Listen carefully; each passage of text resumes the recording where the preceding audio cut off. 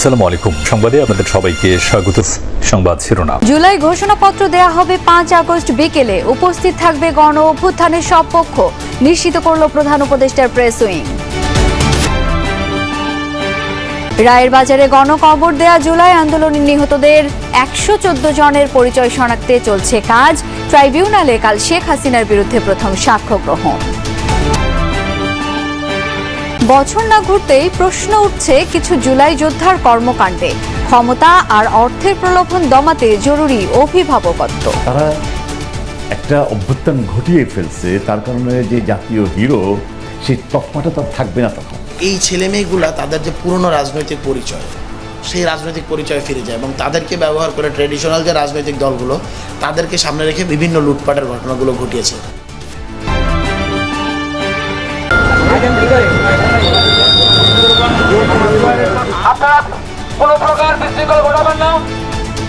গুলিস্তানের Sundarban square মার্কেটে লাগা আগুন 1 ঘন্টার চেষ্টায় নিয়ন্ত্রণে। আগেই সতর্ক করা হয়েছিল ঘটতে পারত বড় দুর্ঘটনা। পাঁচতলা থেকে খবর আসছে যে পাঁচতলা একটা দোকানে আগুন লাগছে। তো আমাদের যারা ওই দারোয়ান আছে তারা পানি টানি নিয়ে করছে আর কি, দৌড়ঝাঁপ করছে। আমি 999 ফোন দিছি। ওয়াসার টিমও চলে আসছিল এবং আমাদের ভলান্টিয়ার থেকে শুরু করে মার্কেটে কিছু লোক ছিল, তারাও সহযোগিতা করছে আমাদেরকে। 5 আগস্ট ঘোষিত হবে জুলাই ঘোষণাপত্র। আগামী মঙ্গলবার বিকেল 5টায় গণ অভ্যুত্থানের সব পক্ষের উপস্থিতিতে জাতির সামনে ঘোষণাপত্রটি উপস্থাপন করা হবে। বিষয়টি নিশ্চিত করেছে প্রধান উপদেষ্টার প্রেস উইং। এদিকে তথ্য উপদেষ্টা জানিয়েছেন আজই জানানো হবে অনুষ্ঠানের বিস্তারিত।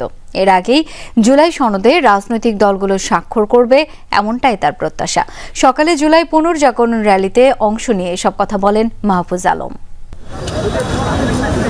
ছাত্র জনতার অভ্যুত্থানের স্মৃতিকথা সবাইকে মনে করানোর পাশাপাশি আন্দোলনের চেতনা ছড়িয়ে দিতেই তথ্য মন্ত্রণালয়ের আয়োজনে জুলাই পুনর্জাগরণ র্যালি। আয়োজন বর্ণিল করতে নানা রঙের প্ল্যাকার্ড নিয়ে অংশ নেন তথ্য মন্ত্রণালয়ের সংশ্লিষ্ট বিভিন্ন অধিদপ্তরের কর্মকর্তা ও কর্মচারীরা। ওসমানী স্মৃতি মিলনায়তন থেকে পদযাত্রা শুরু হয়ে শহীদ মিনারে শেষ হয়। আওয়ামী লীগের বিভিন্ন সংগঠনের গুপ্ত মিটিং আইন শৃঙ্খলায় প্রভাব ফেলবে না, এমনটা জানিয়ে স্বরাষ্ট্র উপদেষ্টা জাহাঙ্গীর আলম চৌধুরী বলেছেন, আইন শৃঙ্খলা বাহিনীর কেউ ষড়যন্ত্রে যুক্ত থাকলে তাদের ছাড় দেওয়া হবে না। সকালে মোহাম্মদপুর থানা পরিদর্শনের পর গণমাধ্যমকে কথা বলেন স্বরাষ্ট্র উপদেষ্টা। এরপর তিনি রায়ের বাজার গণকবর পরিদর্শনে যান। সেখানে তিনি জানান, জুলাই আন্দোলনে রায়ের বাজার বধ্যভূমিতে গণকবর দেওয়া 114 জনের মরদেহ তোলা হবে এবং তাদের পরিচয় শনাক্ত করা হবে। শহীদ পরিবার চাইলে মরদেহ নিজেদের ইচ্ছে মতো জায়গায় কবর দিতে পারবেন। যারা রায়ের বাজারে জুলাই যোদ্ধাদের গণকবর সৃষ্টির নেপথ্যে ছিল তাদের বিচারের আওতায় আনার কথাও বলেন স্বরাষ্ট্র উপদেষ্টা। শহীদদের কবরস্থান নির্মাণে দুর্নীতি হচ্ছে বলেও অভিযোগ করেন তিনি।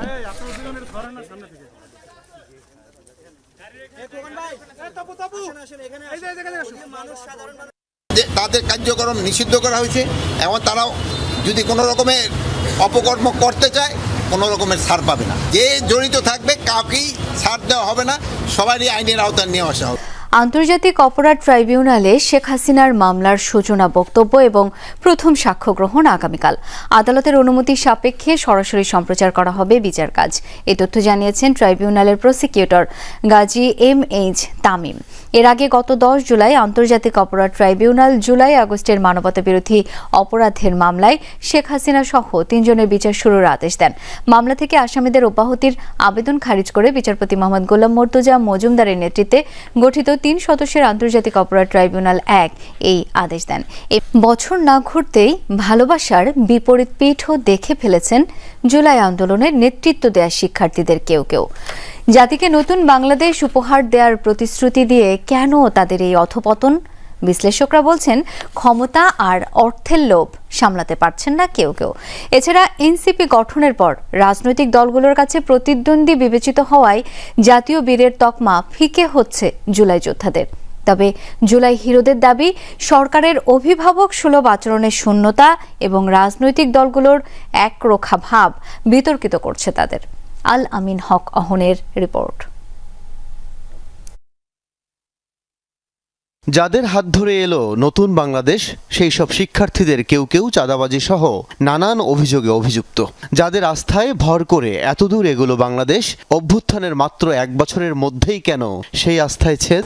এই রাজনৈতিক বিশ্লেষক মনে করেন, ক্ষমতা ও অর্থ পাওয়ার আগে মানুষকে জ্ঞানী হতে হয়। সুদূর প্রসারী পরিকল্পনা না করেই রাজনীতির চোরাবালিতে হারিয়ে যাচ্ছেন তারা। রাজনীতির ফিল্ডে যখন নেমে যায় তখন তো একটা কম্পিটিশন চলেই আসে, লেভেল প্লেইং ফিল্ডের মতো করে তারা খেলবে। সুতরাং রাজনীতিতে চলে আসছে, এখন টেরি পাচ্ছে, বুঝতে পারতেছে এরা সরকারেরও কৃপা পাচ্ছে, তখন তাদের প্রতি সন্দেহ তৈরি হবে। সুতরাং তারা একটা অভ্যুত্থান ঘটিয়ে ফেলছে, তার কারণে যে জাতীয় হিরো সেই তকমাটা তো আর থাকবে না, তখন স্বাভাবিক। সুতরাং তাদেরকে সমীহ করে কথা বলবে এমনও সুযোগ আর থাকে না, কারণ তখন অন্যরা তো ক্ষমতায় আসতে চায়। ফায়ার সার্ভিসের 1 ঘন্টার চেষ্টায় নিয়ন্ত্রণে এসেছে রাজধানীর গুলিস্তানে সুন্দরবন স্কয়ার সুপার মার্কেটের আগুন। সকাল 10টায় লাগা আগুন নিয়ন্ত্রণে আনতে কাজ করতে হয় ফায়ার সার্ভিসের 11টি ইউনিটকে। আগুন নেভানো গেলেও পুরোপুরি ভস্মীভূত হয়ে গেছে 2টি গোডাউন। প্রতিদিনের মতো জমে উঠেছিল গুলিস্তানের সুন্দরবন স্কয়ার সুপার মার্কেট, কিন্তু হঠাৎই ছড়িয়ে পড়ে আতঙ্ক। মার্কেটের 5ম তলার একটি অংশ থেকে ধোঁয়া উঠতে দেখা যায়। মুহূর্তেই আগুন ছড়িয়ে পড়ে কয়েকটি দোকানে। 5 তলা উপরে ভয়াবহ অবস্থা, ওইখানে এক দোকান থেকে আরেক দোকানে মানে ছড়ায় গেছে আগুন। পূর্ব দিকে কয়েকটা দোকান পুড়ে গেছে। ফায়ার সার্ভিসের 11টি ইউনিট টানা সোয়া 1 ঘন্টার চেষ্টায় আগুন নিয়ন্ত্রণে আনলেও ততক্ষণে পুড়ে গেছে 2টি দোকান। সেই সাথে ভস্মীভূত হয়েছে গোডাউনে থাকা মালামাল। সর্বস্ব হারিয়ে চোখে মুখে হতাশার ছাপ দোকান মালিকদের। 5 তলার প্রতিটি দোকানে ছিল গোডাউন, যেখানে মজুদ ছিল মোবাইলের বিভিন্ন সামগ্রী। পুড়ে গেছে, নিচেগুলো অল্প কিছু ভালো আছে। যে আমার দোকানের অবস্থা আলহামদুলিল্লাহ এখনই আছে, ভিতরে মনে পানি ঢুকছে আর কি। 3 তলা আমার দোকান ঠিক আছে, গোডাউন আলহামদুলিল্লাহ ঠিক আছে। এই ভবনটিকে বহু আগেই ঝুঁকিপূর্ণ হিসেবে চিহ্নিত করেছে। জাতিসংঘ যেন পরিণত হয়েছে বৈঠক সর্বস্ব সংগঠনে। ব্যাপক গবেষণা আর কারিগরি অর্থ খরচ করে তাদের যেসব প্রতিবেদন প্রকাশ করা হয় তা নিয়েও আগ্রহ নেই মানুষের। জাতিসংঘেরই এক রিপোর্টে উঠে এসেছে এমন তথ্য। মহাসচিব অ্যান্টোনিও গুতেরেস জানান, 2024 সালে জাতিসংঘের বিভিন্ন অঙ্গ সংগঠনের 27,000 বৈঠক অনুষ্ঠিত হয়েছে। প্রকাশিত হয়েছে 1000-এর বেশি রিপোর্ট। অতিরিক্ত বৈঠক ও রিপোর্ট জাতিসংঘ ব্যবস্থাকে ধ্বংসের দিকে ঠেলে দিচ্ছে বলেও মন্তব্য করেন তিনি।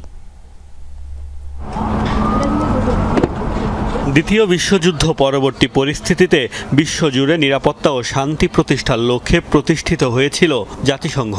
গাজায় চলমান ইসরায়েলের লাগাতার আগ্রাসন কিংবা রাশিয়া ইউক্রেন যুদ্ধ, কোনো সংঘাত বন্ধেই অবশ্য এ পর্যন্ত কার্যকর ভূমিকা রাখতে পারেনি তারা। আর তাই বর্তমান বাস্তবতায় সংস্থাটি সংস্কারের দাবি এখন বেশ জোরালো। 2025 সালে 80 বছর হবে জাতিসংঘের বয়স। গত 7 বছর ধরে তারল্য সংকটে ভুগছে সংস্থাটি। আর তাই খরচ বাঁচানো বিভিন্ন সংস্কারের লক্ষ্যে গত মার্চ মাসে UN80 রিফর্ম টাস্ক ফোর্স চালু করেন মহাসচিব